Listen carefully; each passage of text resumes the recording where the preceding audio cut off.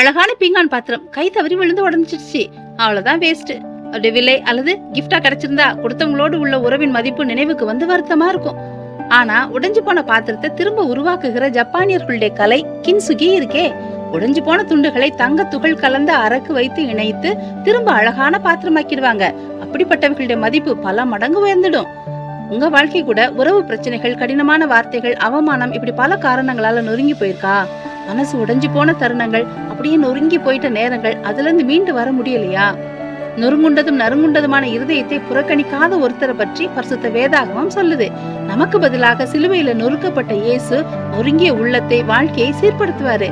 அவர் கையில உடைந்த நிலையிலேயே உங்களை கொடுத்துடுங்க. அவருடைய அன்பு உடைந்த பகுதிகளை ஒட்ட வைக்கும் நல் மருந்து. அவரால உங்க வாழ்க்கைக்கு புது அர்த்தம் கிடைக்கும்.